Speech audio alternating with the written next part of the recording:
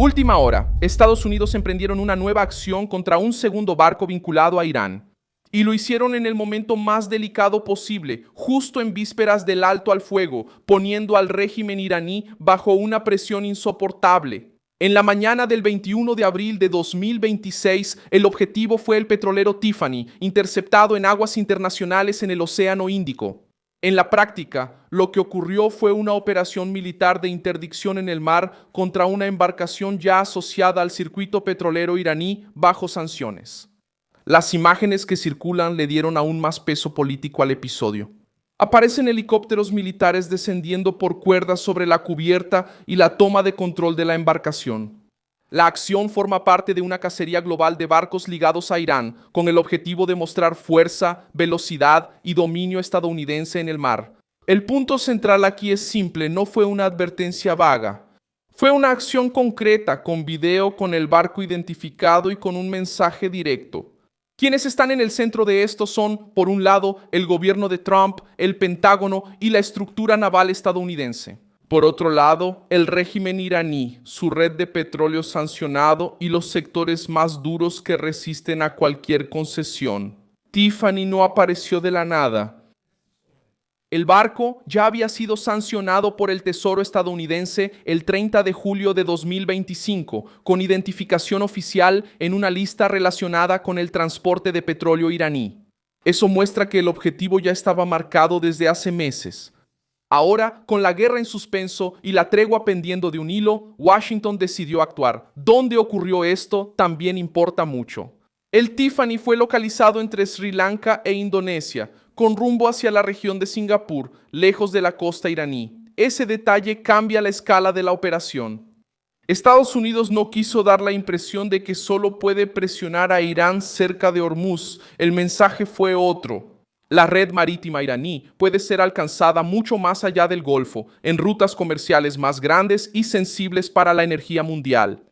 Por eso esta segunda acción pesa tanto, proyecta un alcance global y muestra que el cerco no está limitado a una franja estrecha del mapa. ¿Cómo se construyó esta presión? Enseguida, antes del Tiffany, Estados Unidos ya había tomado el carguero Tosca, de bandera iraní, cerca de Chabahar, después de horas de advertencias ignoradas. En ese primer caso la acción fue aún más dura. El destructor USS Spruance ordenó evacuar la sala de máquinas y disparó cañonazos de 5 pulgadas contra el compartimiento del motor para detener el barco. Después, infantes de marina abordaron la embarcación. Según fuentes consultadas por Reuters, el Tosca probablemente transportaba artículos de doble uso, es decir, materiales que pueden tener un uso civil, pero también servir para fines militares. En la interpretación que cobra fuerza con estas dos acciones en secuencia, Washington decidió apretar dos venas del régimen al mismo tiempo, la del abastecimiento y la del dinero.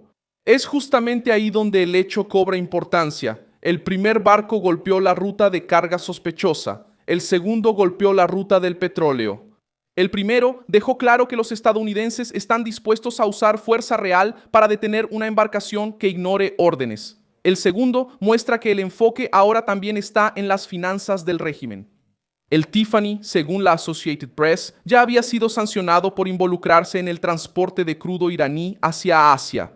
En otras palabras, Estados Unidos no solo está fiscalizando, está intentando asfixiar el sistema que mantiene a Teherán respirando en plena crisis. ¿Por qué sucede esto ahora? Porque el reloj de la tregua se convirtió en un arma política. Reuters informó que todavía hay conversaciones sobre una nueva ronda de negociaciones en Islamabad, pero todo sigue incierto. El vicepresidente J.D. Vance aún no había salido de Estados Unidos hasta el 20 de abril y el propio Irán no dio una confirmación firme de su presencia. Al mismo tiempo, Trump acusa a Teherán de violar el alto el fuego e insiste en una exigencia central, el fin del enriquecimiento y la entrega de reservas de uranio enriquecido. El régimen iraní, por su parte, intenta ganar tiempo, exigir alivio de sanciones y evitar llegar a la mesa ya derrotado. En ese escenario, cada barco detenido se convierte en un instrumento de presión. En el ámbito interno iraní, esa presión externa echa más leña al fuego de los sectores más duros. Cuanto más avanza el cerco en el mar, más difícil le resulta al régimen venderle a su propio núcleo radical la idea de dialogar con Washington. Y es aquí donde reside la especulación política central que acompaña al documento. La de que los sectores más radicales del sistema iraní están siendo acorralados. Si aceptan negociar sobre el bloqueo y la pérdida de barcos, parecen débiles. Si se niegan a conversar, se arriesgan a ver que la presión aumente en el petróleo, en las rutas marítimas y en la propia economía. No hay señales de tranquilidad, hay señales de presión. El trasfondo de todo esto sigue siendo el estrecho de Hormuz, y la situación ahí sigue siendo grave. Reuters informó este martes que el tráfico sigue ampliamente detenido, con solo 3 embarcaciones pasando en 24 horas, muy por debajo del flujo normal de alrededor de 140 por día. Eso significa que el conflicto sigue afectando una ruta vital para el petróleo y el gas. Irán había dado señales de apertura temporal, pero el bloqueo y la contrapresión siguieron produciendo parálisis. O sea, incluso cuando la diplomacia intenta respirar, la crisis en el mar sigue aplastando el ambiente, y es en este contexto que la incautación del Tiffany cobra aún más fuerza simbólica. Otro punto importante es que Estados Unidos ya venía endureciendo la política sobre el petróleo iraní en los días anteriores. Reuters informó el 15 de abril que Washington advirtió a los compradores de petróleo iraní que ellos también podrían ser afectados por sanciones. Este detalle ayuda a entender la lógica completa de la operación. Primero, se amenaza a quienes compran, después se aborda a quienes transportan, en medio se bloquea la ruta. Es un esquema de presión económica, militar y psicológica al mismo tiempo. La conclusión final es dura. Estados Unidos decidió convertir el mar en un frente de asfixia contra el régimen iraní. El Tosca mostró que Washington acepta escalar para detener una carga sospechosa. El Tiffany mostró que el petróleo iraní también se volvió un objetivo directo. Y los videos del ataque, o mejor dicho, del abordaje militar con helicópteros y comandos, sirven para reforzar exactamente eso. No se trata solo de una crisis diplomática lejana. Se trata de una demostración pública de fuerza, hecha en el momento en que los radicales iraníes necesitan decidir entre soportar la presión o correr el riesgo de ver la guerra reavivarse, con el régimen más acorralado, más expuesto y con menos margen de maniobra que antes.